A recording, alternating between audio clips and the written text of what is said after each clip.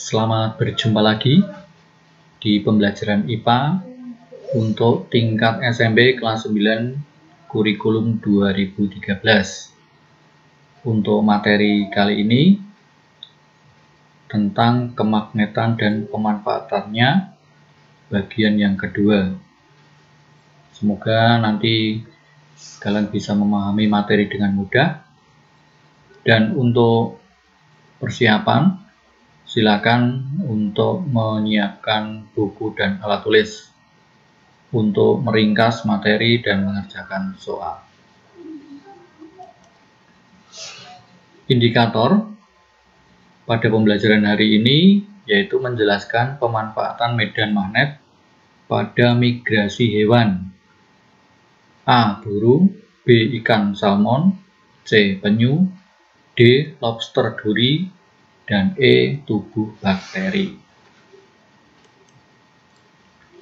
Sebelum aktivitas belajar dimulai, terlebih dahulu marilah kita berdoa menurut agama dan keyakinan kita masing-masing, agar kegiatan ini menjadi sesuatu yang bernilai dan bermanfaat. Saatnya kita berdoa. Ya Allahku, pada hari ini kami ingin memulai kegiatan belajar. Terangilah akal budi dan pikiran kami, agar kami mampu untuk mengikuti pelajaran hari ini dengan baik. Bukalah hati dan pikiran kami, agar kami mengetahui serta memahami kehendak-Mu melalui kegiatan belajar kami pada hari ini. Engkau kami puji, kini dan sepanjang masa. Amin. Demi Bapa, Putra, dan Kudus. Amin. Nah, anak-anak, senang sekali mengetahui kalian pada hari ini tetap bersemangat untuk melakukan proses belajar. Selalu bersyukur kepada Tuhan atas segala nikmat yang diberikan.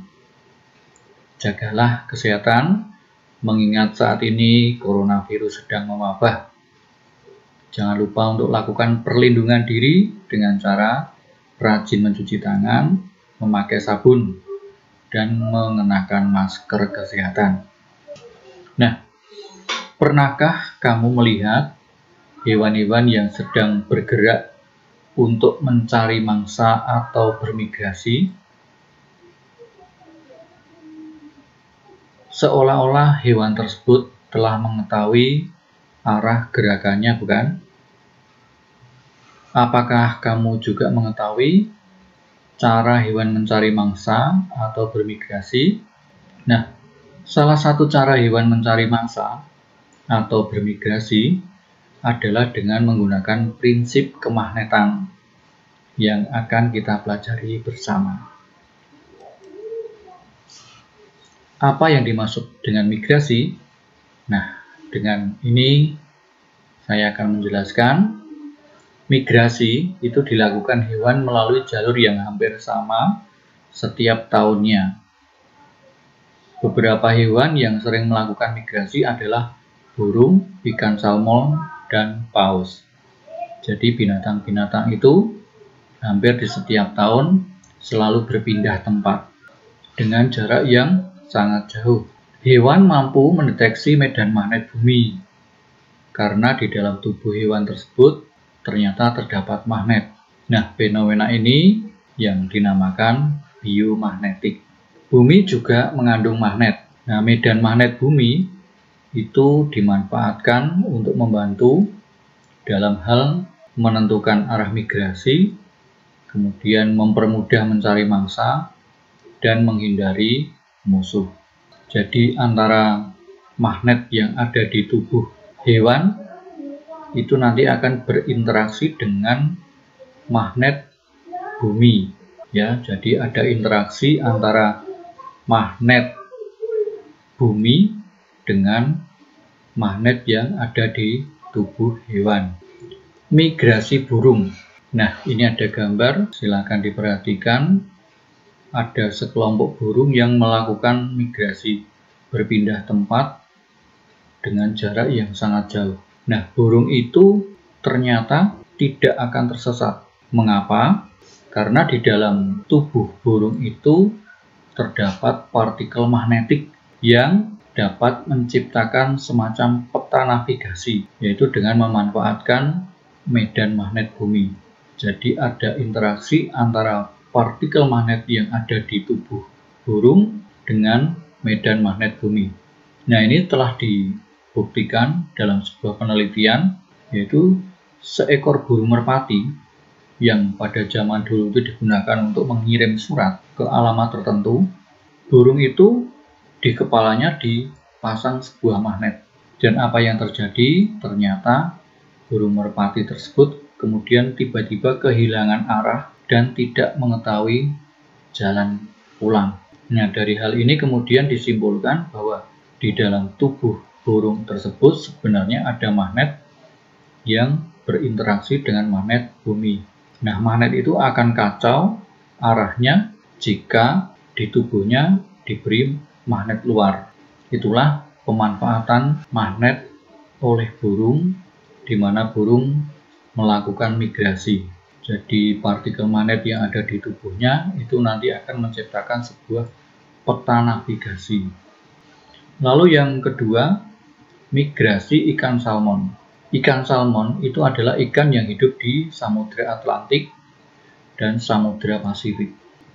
Ikan-ikan itu melakukan migrasi untuk berkembang biak melalui sebuah sungai. Ya, ikan salmon yang melewati sungai Fraser di Kanada itu ternyata dapat kembali lagi ke sungai tersebut setelah waktu 2 tahun, dalam jangka waktu 2 tahun, mengarungi Samudra Pasifik. Nah, kenapa kok ikan salmon itu tidak tersesat? Padahal jaraknya jauh dan waktunya juga lama. Nah, ini juga karena adanya medan magnet. Jadi pada tubuh ikan salmon itu terdapat magnet yang berinteraksi dengan medan magnet yang ada di sungai Fraser, di mana medan magnet itu kemudian terdeteksi oleh ikan salmon hingga akhirnya ikan salmon dapat kembali lagi ke asalnya. Migrasi penyu. Penyu itu juga binatang yang memanfaatkan medan magnet. Penyu memulai dan mengakhiri migrasi di pantai pada jarak 12.900 km. Sangat jauh sekali ini. Melewati Laut Sargasso, wilayah perairan Laut Atlantik Utara. Nah, waktu untuk sekali migrasi itu antara 5-10 tahun. Bayangkan, ini waktunya yang sangat lama, karena memang jaraknya yang harus ditempuh sangat jauh. Dan penyu itu melakukan migrasi secara sendirian, tidak berkelompok. Ini juga tidak akan tersesat, karena di tubuhnya ada medan magnet yang berinteraksi dengan magnet bumi. Seseorang telah meneliti, yaitu dengan meletakkan penyu ke dalam sebuah wadah air yang dikelilingi medan magnet. Ternyata penyu itu dapat menyesuaikan mengikuti jalur migrasi yang diatur menggunakan magnet tersebut. Nah, dari sini kemudian disimpulkan bahwa penyu di dalam melakukan migrasinya itu memanfaatkan medan magnet bumi. Migrasi lobster duri. Lobster duri itu merupakan jenis lobster air laut yang juga melakukan migrasi. Seorang peneliti bernama Kenneth Lohman meneliti dengan cara meletakkan lobster duri ke dalam bak air yang diatur medan magnetnya. Setiap kali medan magnet diubah, ternyata lobster duri akan menyesuaikan diri untuk tetap bergerak menuju arah kutub utara. Dari sini kemudian disimpulkan bahwa ternyata medan magnet yang ada di tubuh lobster duri itu berinteraksi menyesuaikan dengan magnet yang ada di sekitarnya, yaitu magnet bumi. Magnet dalam tubuh bakteri. Dalam tubuh bakteri, Magnetotactis bakteria atau MTB, terdapat organel khusus yang disebut magnetosom. Magnetotatic bakteria merupakan kelompok bakteri yang mampu melakukan navigasi dan bermigrasi dengan memanfaatkan medan magnet. Beberapa jenis bakteri ini memiliki flagella yang berfungsi sebagai pendorong saat bergerak. Nah, magnetosom yang ada di tubuh bakteri tadi itu tersusun atas senyawa magnetit Fe3O4 atau greigit Fe3S4. Nah, demikian tadi anak-anak tentang pemanfaatan medan magnet pada tubuh hewan ketika melakukan migrasi. Lalu berikutnya ini silakan untuk dijawab. Ada 5 soal sebagai soal pemahaman materi yang sudah kita pelajari bersama tadi. Soal nomor 1, jelaskan apa yang dimaksud biomagnetik. 2. Apa manfaat magnet bumi pada hewan? 3. Apa manfaat partikel magnetik yang ada pada tubuh burung? 4. Apa yang membuat ikan salmon setelah migrasi dapat kembali lagi ke tempat asalnya? 5. Jelaskan manfaat medan magnet pada penyu dan lobster duri. Silakan dikerjakan. Dan untuk mengakhiri pertemuan pembelajaran pada hari ini, mari kita tutup dengan doa. Nanti waktu yang tersisa silakan digunakan untuk membuat ringkasan dan menjawab soal. Di nama Bapa, Putra, dan Kudus. Amin. Terima kasih ya Bapak atas penyertaanmu pada pembelajaran hari ini. Semoga kami dapat mengambil manfaat dari apa yang kami pelajari hari ini.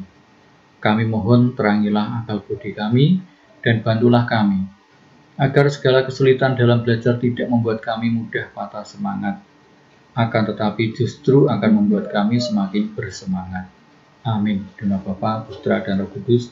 Amin. Terima kasih yang sudah menyimak video pembelajaran hari ini. Semoga ini bermanfaat. Bagi yang belum subscribe, silakan untuk padamkan yang merah dengan cara klik subscribe. Dan juga untuk like dan komen. Terima kasih. Salam sehat dan tetap semangat.